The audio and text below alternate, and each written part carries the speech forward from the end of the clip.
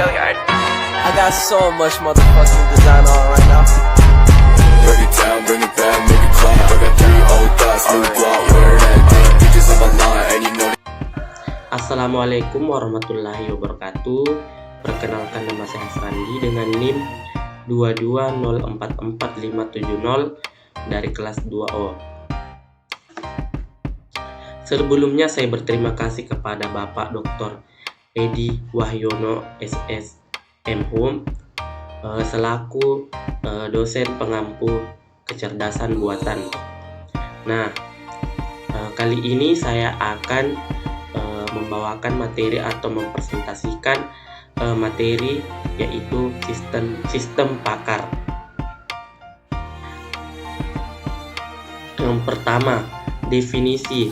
Sebelum kita memasuki definisi sistem pakar, sebaiknya kita mendefinisikan satu persatu, yaitu apa sih itu sistem.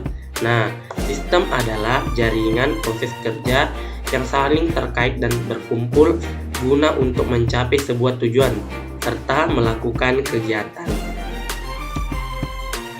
Yang kedua, yaitu definisi dari pakar. Pakar adalah seorang individu yang memiliki kemampuan pemahaman yang superior dari suatu masalah. Nah, jika kita tarik kesimpulan, sistem pakar adalah sebuah program komputer atau sistem informasi yang mengandung beberapa pengetahuan dari satu atau lebih pakar manusia terkait suatu bidang yang cenderung spesifik. Pakar yang dimaksudkan merupakan seorang yang memiliki keahlian khusus di bidangnya. Oke, lanjut.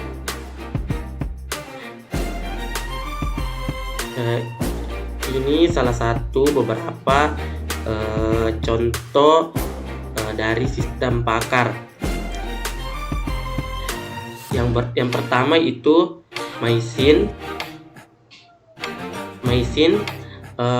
Yang paling terkenal dibuat oleh Edward Schwarzschild of Stanford University tahun 70-an.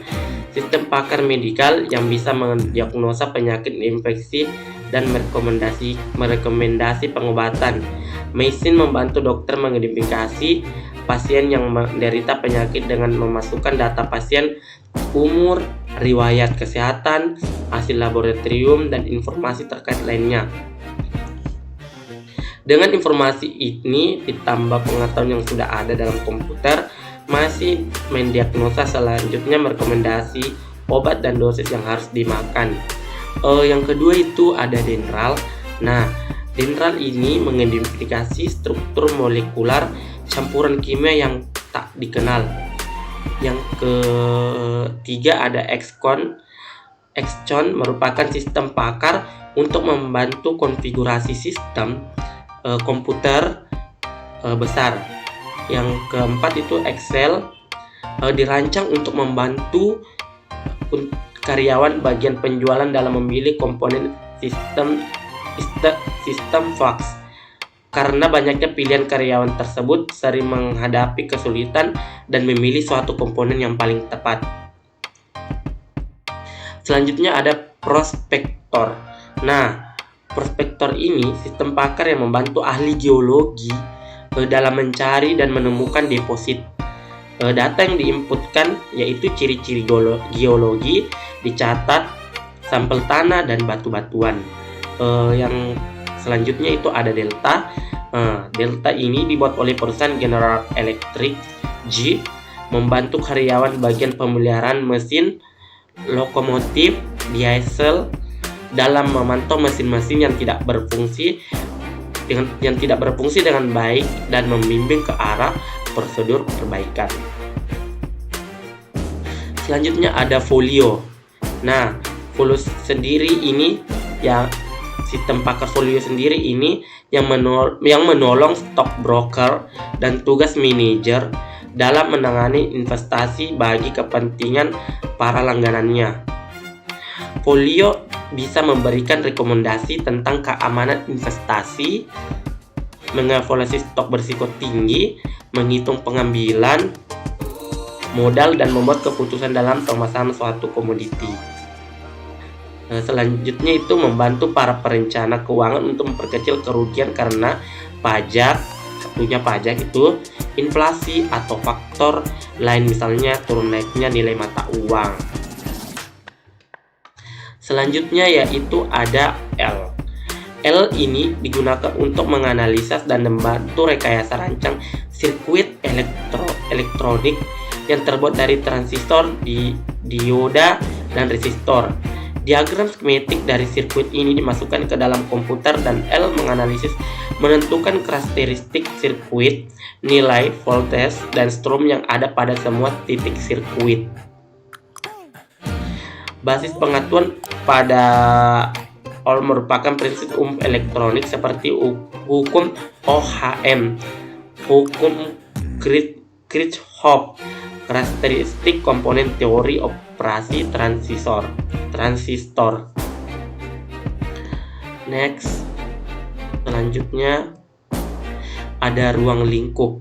Nah, yang pertama itu ada interpretasi yang artinya yaitu pengambilan keputusan dari hasil observasi, diantaranya pertama pengawasan, kedua pengenalan ucapan, ketiga analisis, keempat citra, interpretasi sinyal, dan beberapa analisis kecerdasan.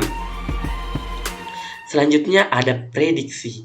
Nah, memprediksi akibat-akibat yang dimungkinkan dari situasi tertentu, diantaranya peramalan, prediksi demografis, peramalan ekonomi, prediksi lalu lintas, estimasi hasil, militer, pemasaran, atau peramalan keuangan. Yang selanjutnya itu ada diagnosis. Nah, diagnosis ini menentukan sebab malfungsi dalam situasi kompleks yang didasarkan pada gejala-gejala yang teramati, diantaranya ada medis, elektronik, mekanis, dan diagnosis dan perangkat lunak. Selanjutnya ada desain, menentukan konfigurasi komponen-komponen sistem yang cocok dengan tujuan kinerja tertentu dan kendala-kendala tertentu, diantaranya layout sirkuit, perancangan bangunan. Next. Selanjutnya itu ada perencanaan.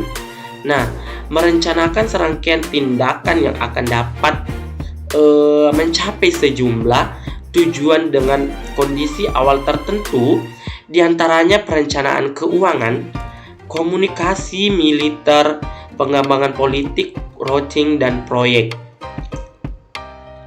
Selanjutnya itu monitoring.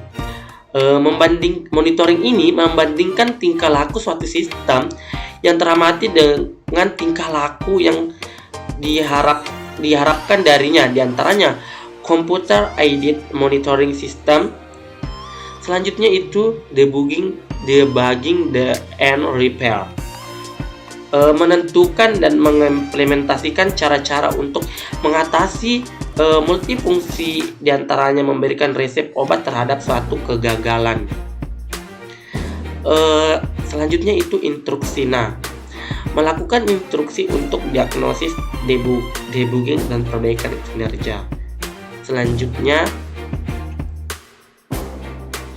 ada kontrol. Kontrol sendiri ini mengatur tingkah laku suatu environment yang kompleks, seperti kontrol terhadap interpretasi, prestasi, prediksi, perbaikan, dan monitoring kelakuan sistem. Selanjutnya ada seleksi. Nah, seleksi ini mengidentifikasi pilihan terbaik dari sekumpulan list atau kemungkinan. Yang selanjutnya itu atau yang terakhir ada simulasi. Simulasi pemodelan interaksi antara komponen-komponen sistem.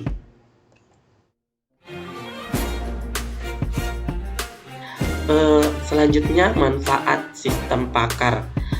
Yang pertama itu memungkinkan orang awam bisa mengerjakan pekerjaan para ahli.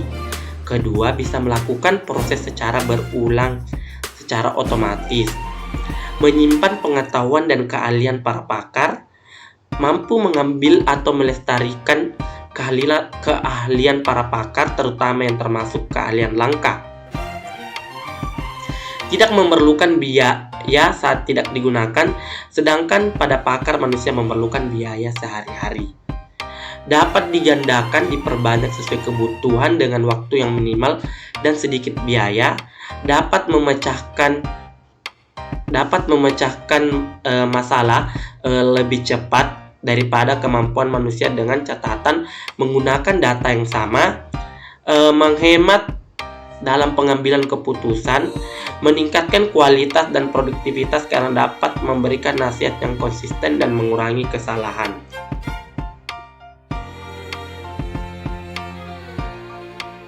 Nah, selanjutnya itu ada kelemahan dari sistem pakar.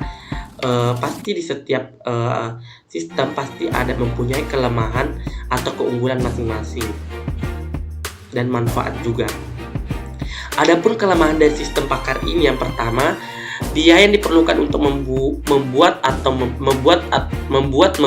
atau maintenance dan mengembangkan sangat mahal. Sulit dikembangkan. Hal ini erat kaitannya dengan ketersediaan pakar di bidangnya. Sistem pakar tidak 100% benar karena seorang terlibat dalam pembuatan sistem pakar ini tidak selalu benar. Oleh karena itu, diuji ulang secara teliti sebelum digunakan. Pendekatan oleh sistem pakar untuk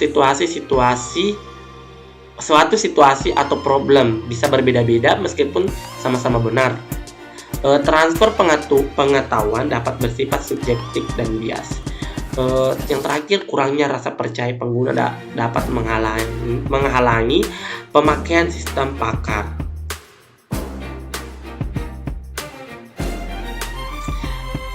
Selanjutnya, tujuan sistem pakar. Nah, sistem pakar sendiri mempunyai tujuan, yaitu merupakan paket perangkat lunak atau paket program komputer yang ditujukan sebagai penyedia nasihat dan sarana bantu dalam memecahkan masalah di bidang-bidang spesialisasi tertentu seperti sains, perekayasaan, matematika, kedokteran, dan pendidikan, dan sebagainya.